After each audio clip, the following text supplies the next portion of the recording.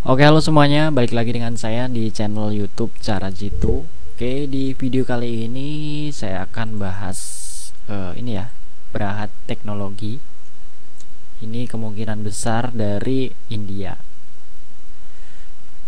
Nah, di sini judulnya adalah Samsung A50s Dead Recovery, CPU Bad Welding, Rebel CPU dan RAM-nya. Jadi kita harus subscribe dulu ya teman-teman. Sebelum nonton sebaiknya kalian subscribe, dan juga jangan lupa untuk Cara Jitu di subscribe. Di sini juga ada hobi servis ya teman-teman, channel baru saya. Monggo di subscribe dan juga di like ya teman-teman. Jangan lupa lonceng notifikasinya diaktifkan. Nah, kita akan tonton nih teman-teman cara Rebel IC CPU A50s seperti apa, channelnya apa, videonya. Nah, di sini masih 645 subscriber, sayang sekali karena saya lihat tadi kontennya sangat-sangat bagus gitu. Jadi sayang sekali. Jadi kita audionya kita kecilkan. Kita lihat ya. Nah, di sini dia ngomong teman-teman, tapi saya nggak tahu ini ngomong apa.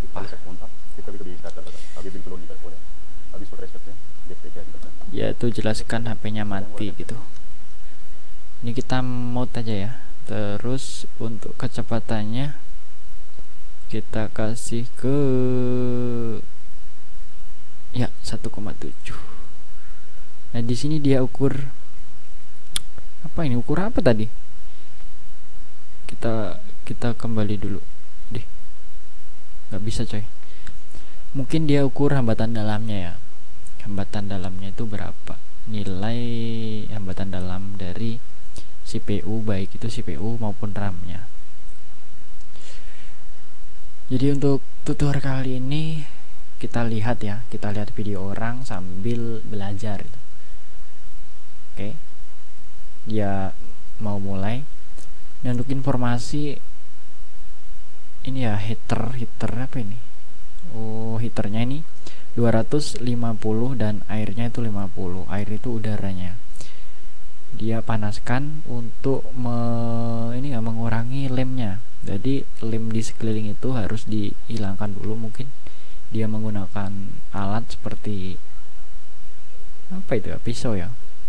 Pisau untuk menghilangkan lemnya di sekeliling sambil dipanasin dengan suhu 250 gitu. Nah, di sini langkah selanjutnya dia kasih flux dan dia mengangkat sebuah kapasitor. Nih, kapasitor yang gede diangkatlah dia, lalu ditaruh di sana ya, biar nggak hilang mungkin ya. Oke, lalu kapasitor yang kecil juga diangkat lalu ditaruh di situ supaya nggak hilang. Berarti kapasitor itu nggak dibuang teman-teman. Nah, ini bisa kalian lihat heaternya 350 volt 350 derajat maksudnya, dan airnya atau udaranya itu sekitar 50. Jadi kalian sesuaikan ya seperti ini mungkin. Lalu dia congkel lah. Oh, kapasitor tadi yaitu jalan untuk tempat dia mencongkel teman-teman. Jadi nggak terhalang oleh kapasitor itu. Lalu dicongkel. Nah, ini saya belum punya ya pencongkelan seperti ini. Ini harganya berapa? Saya juga belum nyari sih. Ini dia panaskan, dia puter-puter. Oke, di sini dia tidak menggunakan flux ya. Ternyata teman-teman, dia nggak menggunakan flux. Jadi langsung saja dipanasi gitu, lalu diangkat gitu. Nah, ini baru dikasih flux untuk membersihkan sisa-sisa timahnya yang masih menempel gitu. Oke, nah ini masih dibersihkan. Kita skip saja. Kita cari-cari momen-momen yang bagus. Gimana nih? Mana ini? Kita cari momen-momen yang bagus mungkin. Nah, ini udah dibersihkan. Bersihkannya ya pakai ini ya teman-teman, seperti Godwig itu.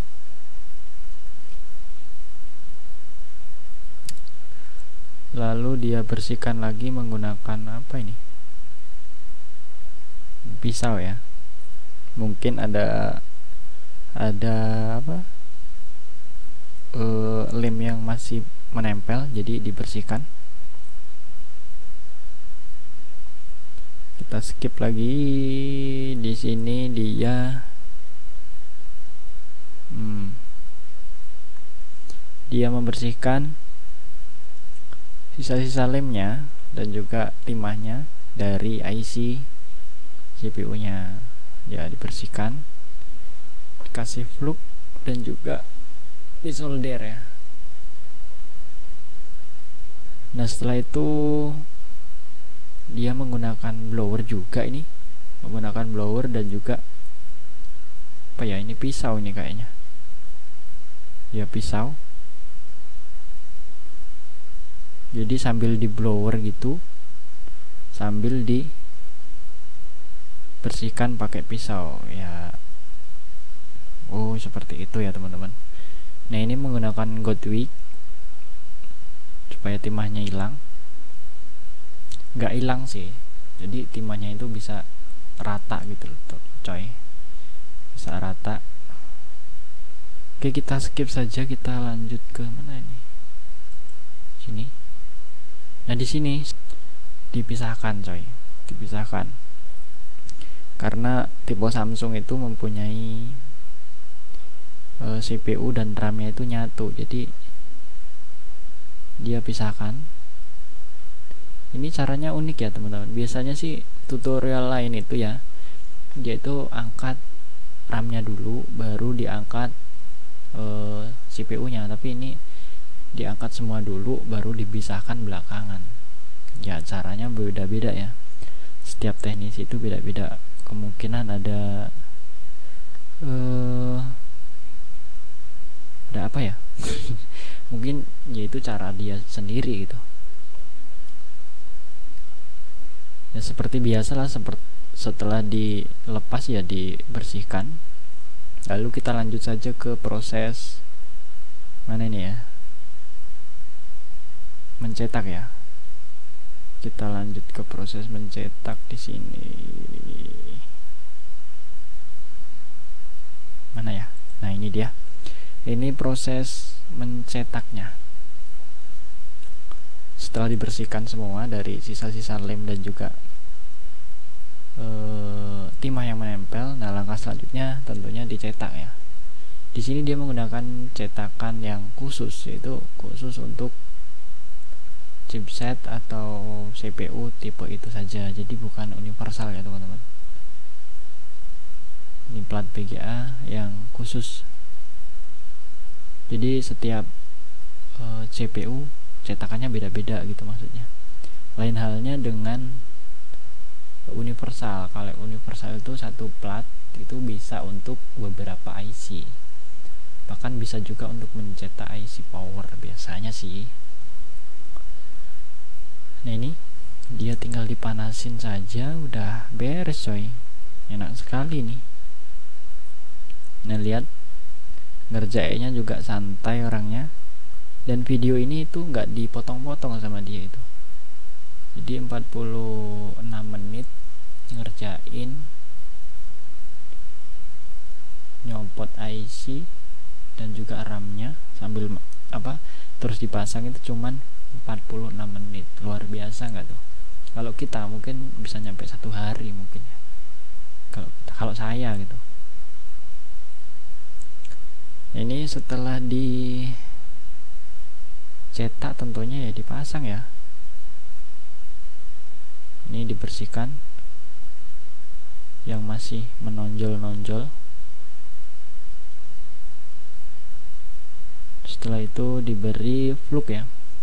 Beri flux-nya itu kalau masang IC itu nggak perlu banyak-banyak, jadi diolesin saja tipis gitu,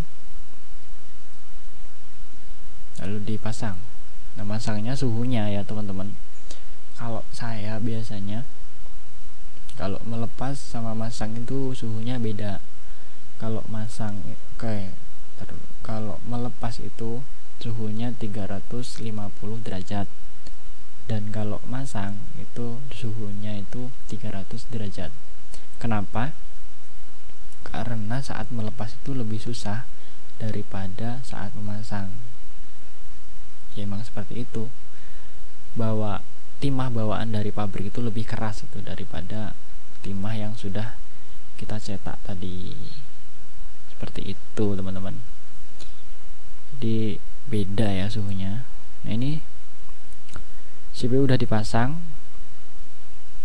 Tentunya untuk RAM-nya tadi belum dicetak ya dia. Kita lihat dulu. Mana kita skip dulu di bagian cetak RAM-nya. Nah, ini RAM-nya juga nyetaknya pakai plat yang khusus ya, jadi bukan universal. Keunggulan dari cetakan yang khusus ini, timahnya itu nggak terbuang ya, jadi masuk semua. Timahnya itu bisa masuk semua, dan juga proses cetaknya itu satu kali udah jadi biasanya. Ini tinggal dipanasin. Oh ya teman-teman, untuk manasin timah saat nyetak seperti ini suhunya itu beda ya, jadi jangan samakan saat kita masang IC-nya. Suhunya dikecilin lagi sekitar 250. Terus anginnya itu juga dikecilin teman-teman. Saran saya sih seperti itu. Oh, ini dia 2 kali ya, 2 kali manasi. Oke, udah selesai. Nah, setelah dipanasin, setelah dicetak, dilepas dari cetakan BGA, biasanya itu di blower lagi sebentar supaya timahnya itu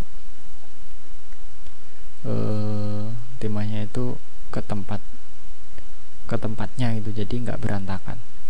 Setelah itu tentunya ya dipasang. Nah, di sini masangnya juga menggunakan plug yang sedikit, jadi nggak perlu banyak-banyak saat masang IC seperti ini teman-teman.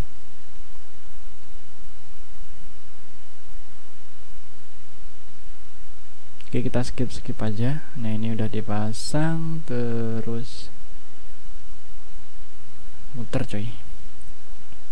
Ini udah dipasang, kita lihat ya hasilnya seperti apa. Karena untuk tipe Samsung saat ini tuh sering sekali terjadi masalah di IC-nya, itu dia minta direbal,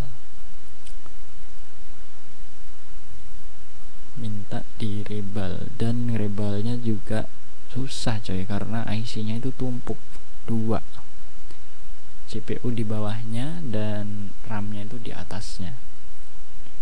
Itu agak susah menurut saya sih.